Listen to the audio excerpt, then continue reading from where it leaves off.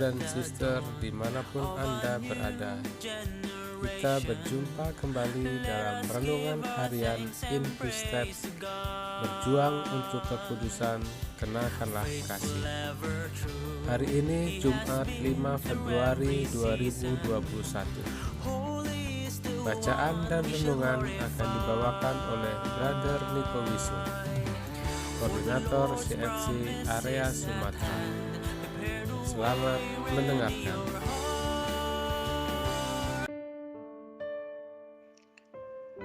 Saudara-saudari sekalian, salam sejahtera bagi kita. Mari kita dengar dan renungkan sabda Tuhan bagi kita hari ini, 5 Februari 2021. Inilah Injil Tuhan kita Yesus Kristus menurut Markus. Dimuliakanlah Tuhan. Yohanes Pembaptis dibunuh. Raja Herodes juga mendengar tentang Yesus, sebab namanya sudah terkenal dan orang mengatakan Yohanes Pembaptis sudah bangkit dari antara orang mati, dan itulah sebabnya kuasa-kuasa itu bekerja di dalam dia. Yang lain mengatakan dia itu Elia. Yang lain lagi mengatakan dia itu seorang nabi sama seperti nabi-nabi yang dahulu. Waktu Herodes mendengar hal itu, ia berkata, "Bukan, dia itu Yohanes yang sudah kupenggal kepalanya dan yang bangkit lagi."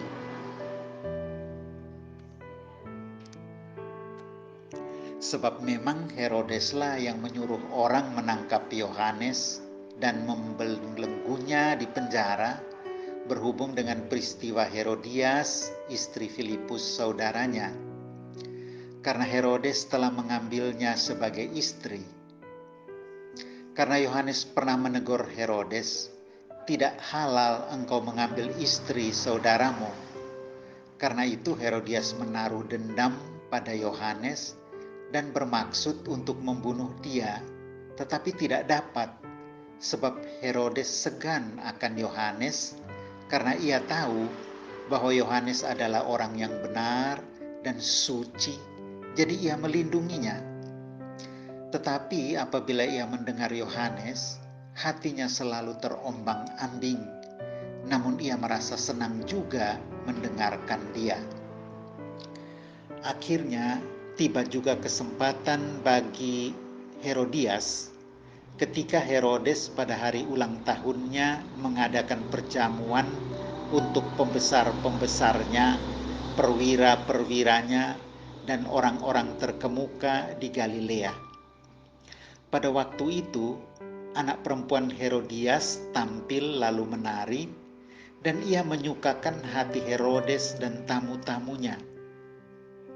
Raja Herodes berkata kepada gadis itu, "Minta daripadaku apa saja yang kau ingini, maka akan kuberikan kepadamu." Lalu bersumpah kepadanya, "Apa saja yang kau minta akan kuberikan kepadamu, sekalipun setengah dari kerajaanku." Anak itu pergi dan menanyakan ibunya, "Apa yang harus kuminta?" Jawab ibunya, "Kepala Yohanes Pembaptis." Maka cepat-cepat anak itu pergi kepada raja dan meminta, "Aku mau supaya sekarang juga engkau berikan kepadaku kepala Yohanes Pembaptis di dalam sebuah talam." Lalu sangat sedihlah hati Raja Herodes, tetapi karena sumpahnya dan karena tamu-tamunya, ia tidak mau menolaknya. Raja segera menyuruh seorang pengawal dengan perintah supaya mengambil kepala Yohanes. Orang itu pergi dan memenggal kepala Yohanes di penjara.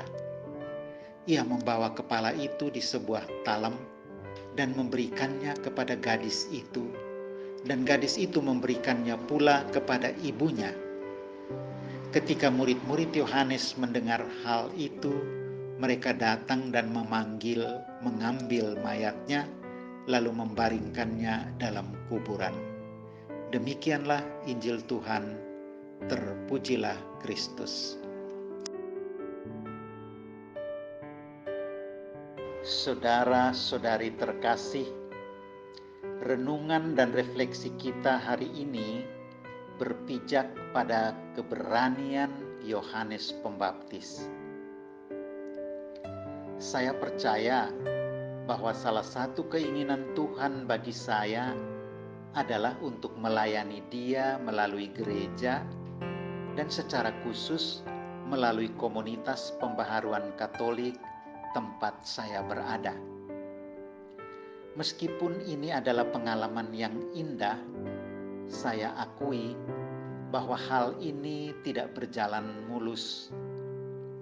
Ada kalanya dalam hidup ini, saya mempertanyakan mengapa Tuhan menginginkan saya di sana dan untuk apa ini semua.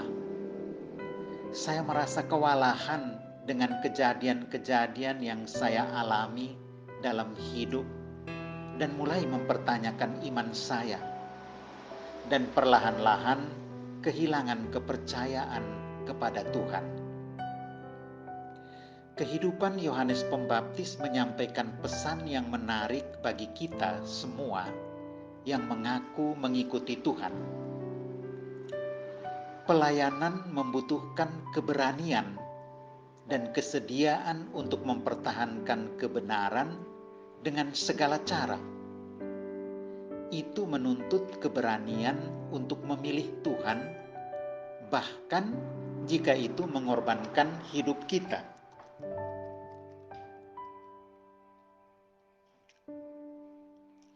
Merefleksikan keluhan dan ketidaknyamanan masa lalu saya, teladan Yohanes memampukan saya untuk menemukan keberanian menerima semuanya. Saya tidak berpikir bahwa saya bisa menjawab panggilan Tuhan dengan berani seperti yang dilakukan Yohanes, tetapi saya berterima kasih atas teladan dan inspirasinya. Semoga kita semua dapat memenuhi tujuan hidup kita dan rencana Tuhan seperti yang dilakukan Yohanes, dengan jelas, sadar, dan dengan penuh keberanian. Pertanyaan refleksi bagi kita, dengan cara apa Tuhan memanggil saya untuk menjadi berani seperti Yohanes Pembaptis? Saudara-saudariku terkasih, demikianlah renungan singkat dan refleksi hidup kita pada hari ini. Semoga bermanfaat. Tuhan memberkati kita semua. Salam sehat. Brothers and sisters, demikianlah renungan kita hari ini. Semoga teladan Yohanes memampukan kita untuk menemukan keberanian dalam melaksanakan pelayanan kita di tengah-tengah masyarakat. Terima kasih kepada Brother Nico yang telah menyampaikan renungan hari ini. Kita berjumpa kembali esok hari dalam renungan harian Invistat edisi selanjutnya. Salam sehat, tetap semangat. For the Lord's promises at hand.